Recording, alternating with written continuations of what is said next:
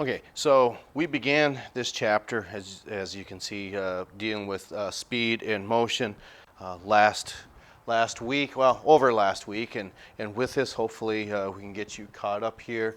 One of the things that we do, we present the materials here on this PowerPoint presentation, and I'll also send the handout to you. So what you see missing on your handout, you can then get that information from here, what you see on the overhead. We'll go over a couple examples on some story problems, and you can go ahead and grab them so we can get you caught up to speed. And we'll certainly do our best to get you caught up Monday on the 30th once that arrives. Okay, when we're describing motion, okay, just any type of movement, just walking around or anything that when an object just moves from one position to another.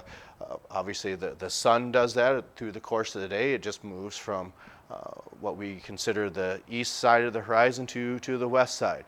And of course, you would use the horizon then as a reference point to see how far something has traveled if you wanted to calculate something to that effect. Otherwise, typically, if we're going to an away event or something to that effect, the school is the starting point, and then maybe you type that into the address into your phone. With that reference point or starting point, you would then be able to tell how far that object is and how far you would travel. Okay, when we're talking about distance, it's just a various amount of area that's covered. And one of the things that when we talk about these different types of distances, when college athletes are trying out for the NFL, they just use 40 yards as a baseline standard to evaluate them, and it just has always been 40 yards, I believe, and then, as you can see, 60 feet in baseball. All it is just how far something has traveled from one point to another. Okay, that's all we're referring to when it comes to that distance. It's just, again, an amount that has been covered from one point A to point B.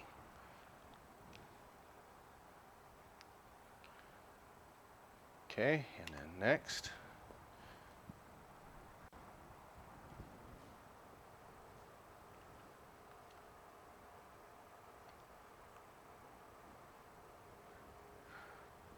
So then one of the aspects we might say, if we were sitting here in class, I would say, well, this individual is about 12 feet from the front desk, okay?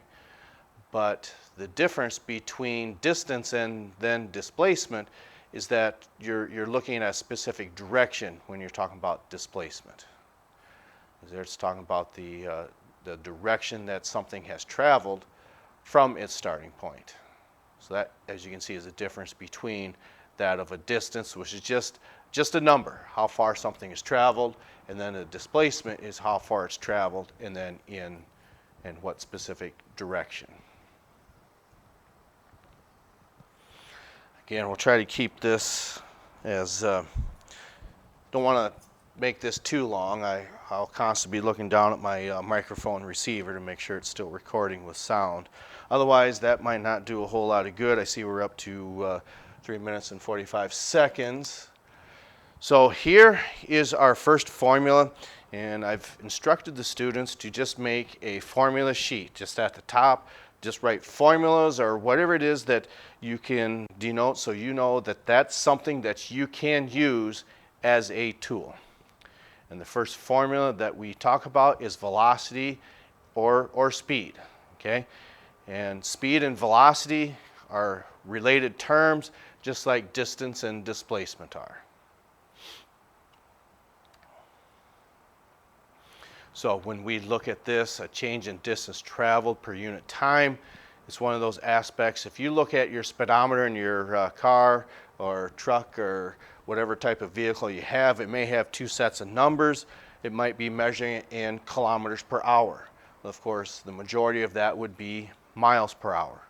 And for our calculations that we will use in here, it's meters per second. It's just the distance traveled, whether it's kilometers, miles, or meters, over the unit of time, which would be hours or seconds. So meters per second, miles per hour, kilometers per hour.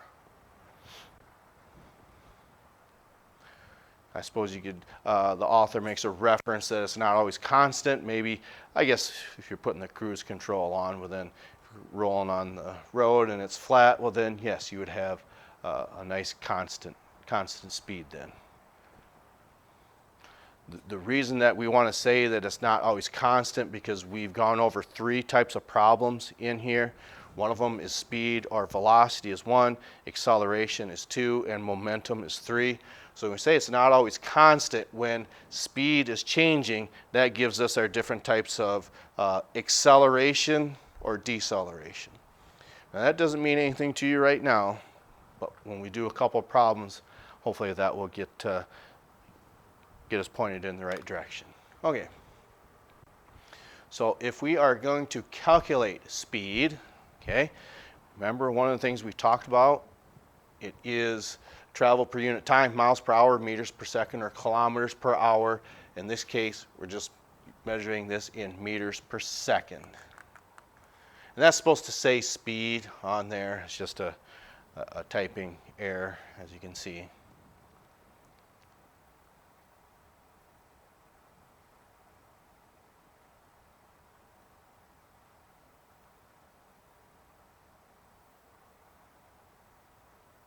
Now, when it comes to that of dealing with speed, as you can see, all velocity is positive, okay? You might be speeding up. The velocity is positive. Even when your speed is decreased, it's still a positive value. It's just the acceleration is what has a negative value, or what is, again, all velocity is positive. It's the acceleration that can be negative. Again, I'm trying to make the most sense of this for yourself, so once we get here, and it might seem like it's a little confusing right now, but again, once we get in the classroom setting, it'll be much easier for yourself. And one of the things you can do, of course, is if this is going too fast, you can just go ahead and hit pause and then get this information, because it's our belief that writing this out is going to help you more retain the information that what we want you to remember and be evaluated on.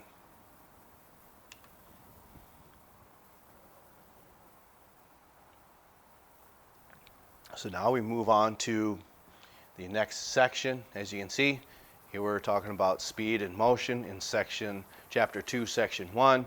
Now we're in chapter 2, section 2.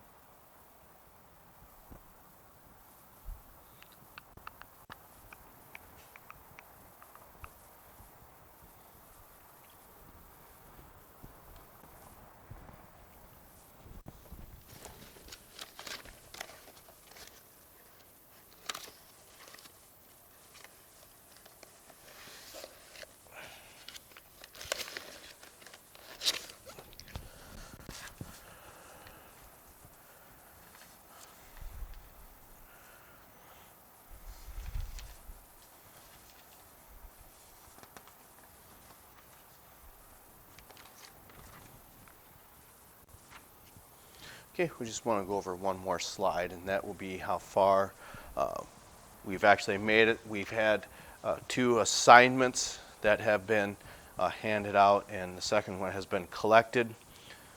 I just have to get those graded and handed back to the students. And then this will be the last slide that we do, and then this is where we would pick up when you return on Monday.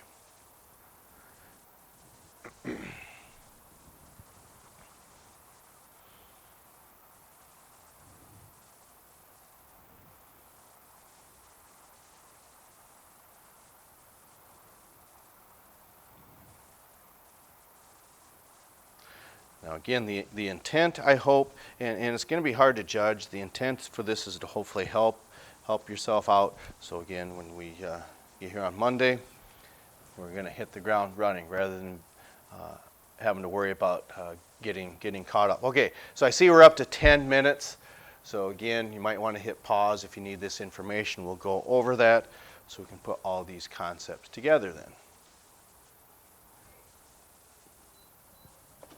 Okay, so one of the aspects that I wanted to go over, we do problems as examples in class that we can utilize to help you with this content and to get through it. So what I want to do is just let's do a problem like this, for instance.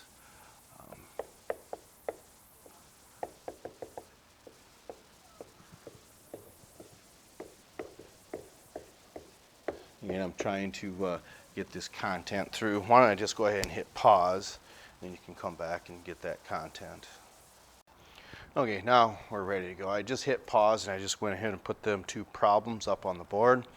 So maybe there's a glare on there, but I'll just go ahead and read them. So if a tiger has spotted a mule deer 62 meters away, and this tiger reaches its top speed in 3.10 seconds, what is the velocity of that tiger? Okay, that's what the first problem says, and the second one is an acceleration type. It says, if a car is at a stoplight and in 2.25 seconds it reaches a speed of 51 meters per second, what is its acceleration?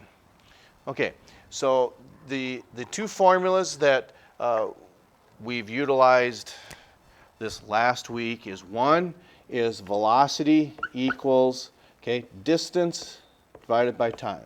Okay, that is one formula that we've used, or V equals d over t. Then on this bottom one, a new formula that the next one we had moved on to was acceleration equals a final velocity minus an initial velocity divided by t, or time. Okay, so we try to color code these to help us make sense of all these different types of problems. And then the best thing I think that is for anybody or the students in our class is, we want you to solve these in a specific manner. And what that means is, once you've read the problem, we want you to write down the information that you know from that problem. Because once you have that, you can apply these formulas then to actually solve what it is we're looking for. Okay, so once we've read this, okay, so this tiger has spotted this mule deer is 62 meters away. So therefore, that means that is a distance, 62 meters. And then we put our label for our variable. Our variable is d for distance, and then our label for distance in this case is meters. Okay? Then what else do we know in the problem? It reaches its top speed in 3.10 seconds. So that is a time is 3.10 seconds. Then what's the question asking? What is the velocity? Well, we don't know what the velocity is. Okay, that's what we're trying to solve.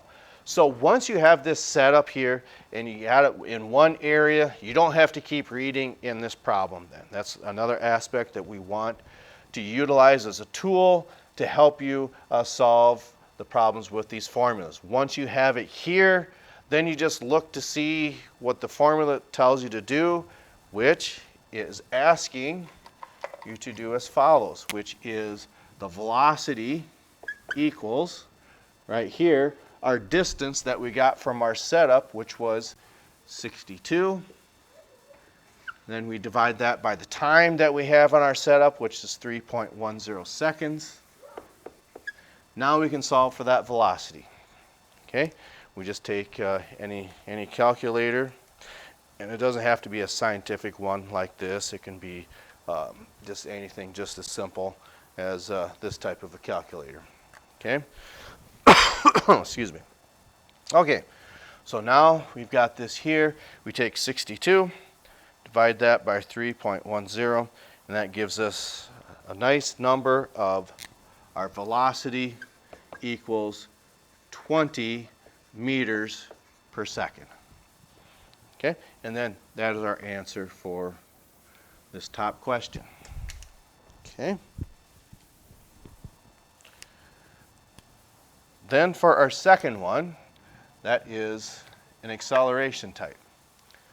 Okay, so what we want to do with this, okay, again, I really think it's best for students to have this set up like this, then you can apply your formulas. Okay, it says a car is at a stoplight, so if it's doing this, it's stopped, it's not moving. So that's a clue that we can utilize. So we have these four variables, okay? So as we see, this car is at a stoplight, so if it's not moving, okay, that's where the object begins. So that makes this an initial velocity of 0 meters per second, okay? And in 2.25 seconds, okay, just like this top problem, that is a time. It's labeled in seconds, so we know that's a time. Reaches a speed, so that means this had occurred later. So you had your initial velocity starting at 0, and then occurring after that, 2.25 seconds, it reaches a speed of 51 meters per second. So that's where we stopped with our final velocity. And then what's the question ultimately asking? What is its acceleration? And again, we don't know. So once you have this content written down here, now you can just look at the formula and say, oh, we're looking for the acceleration, and we can go ahead and do what this formula tells us to do. I've got the parentheses on there. So that would mean as follows. I'll move this just a little bit. Okay, and then maybe down so we can see the whole, there we go. Okay, so again, now we have this critical bit of information. Let's do what the formula tells us to do, which is acceleration equals, okay, looking at our setup, it says our final velocity has to come first. So there's that variable right there, 51, because we've accounted for that in our setup, minus 0, because that was our initial velocity, okay? That's where these variables are coming from our formula. And then our last one is our time, which is 2.25 seconds. Okay? So now we have this information here. Let's do what that formula tells us to do. Anytime we have a number or a variable and we're subtracting by 0, of course it's going to give us the same number. So in this case, we're doing 51 divided by 2.25. Again, take your calculator, 51 divided by 2.25. That gives us 22.67. We'll always round to 2 decimal places or the nearest hundredth. When I say acceleration equals 22.67 meters per second squared. Okay? And we want you to make sure that we put this label on here. That way we know if we see this label for any number, we know that's an acceleration. Because if we see meters per second, then we know that that's a velocity. Okay, we're reaching up to getting close to almost 19 minutes. So if you feel you want to go through that again, you might want to hit pause, but I'm going to go ahead and erase these. Okay, and then I'm going to send some content here pretty soon through email, and then that way we can get a head start for that. So it's not quite so such an overwhelming task to hopefully try to get caught up when we start on Monday. So let's see here. Let's say, okay.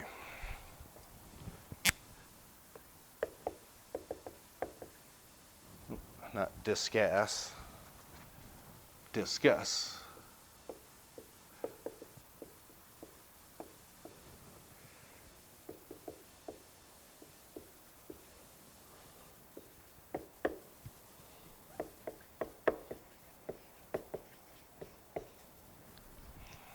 Okay. And then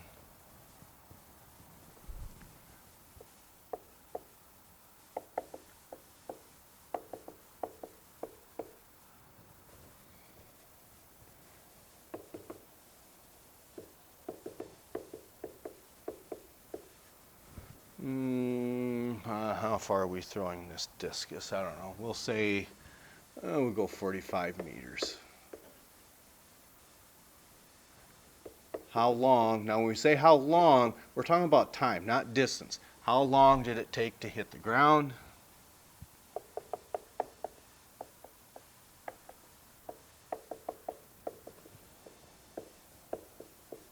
Okay, so here we have our problem. Go ahead. One of the things we're going to say in class is, okay, you've read the problem. The next thing you should do is write down the critical information that the problem gives you. Okay, so a discus thrower throws at 14.35 meters per second, and the discus is displaced 45 meters. How long in time is what it's asking. How long did it take to hit the ground? Okay, how long did it take to hit the ground? Okay, so again, we've read the problem. Let's write down the information that we know.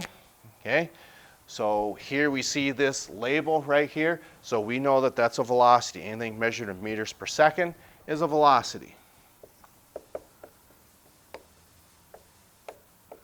Okay, and then the next label that we have is meters. And we know that meters is a distance. And then it's saying how long did it take to hit the ground? That's going to be a time. Okay?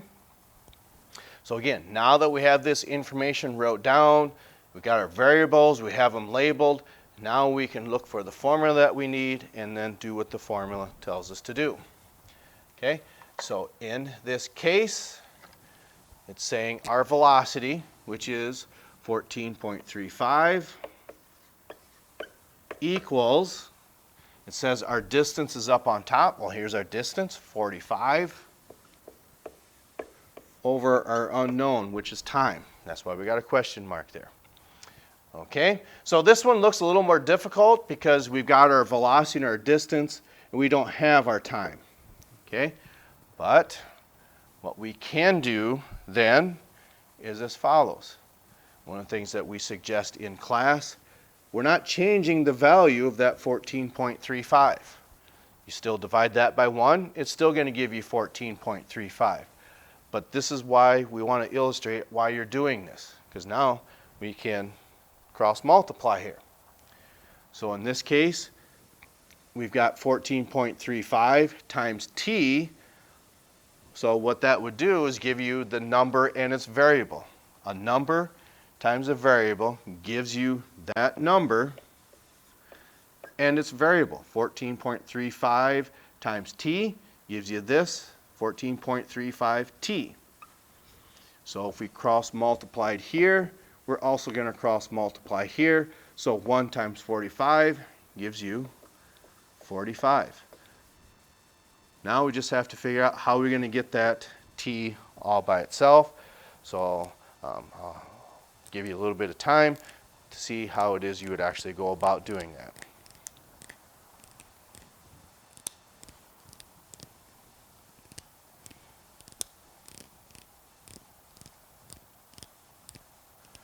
Okay, so if you said divide each side by 14.35, that's what you would do. These two have canceled, so we've got time equals whatever that is divided by each other. Okay, 45 divided by 14.35. That gives us 3.14 seconds. And that's what our answer would be then. Okay, there's some other examples that we could go through, but we're already up to 24 minutes. So I'll just send the lecture materials, the vocabulary, and a couple of these worksheets that we've handed out and the students have returned. So hopefully this gives you a little bit of help. So again, once we get here on Monday, we can hit the ground running. All right, so that's it for now. I'm going to stop this recording, and I'll send this, give you the link on how to while I got this recording, this is what I should do so you can actually see it. This would make more sense.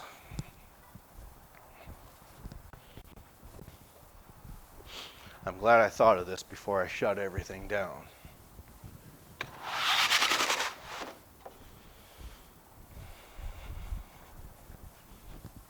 Okay, so once you get this email, I'm going to give you the instructions for this.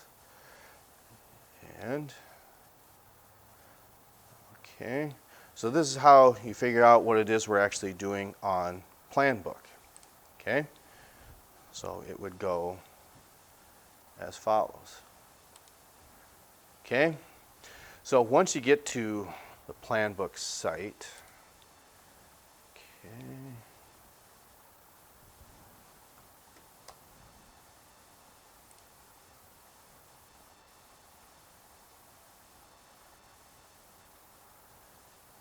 and you just find it would be this week eventually, but this is what we did this week. And then, as you can see, this is the classes that we have. You just find what we did in physical science.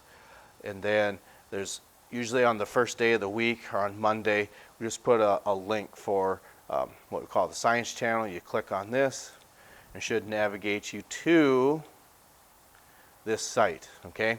So then, for instance, as you can see, here's one for physical science on August 24th, okay?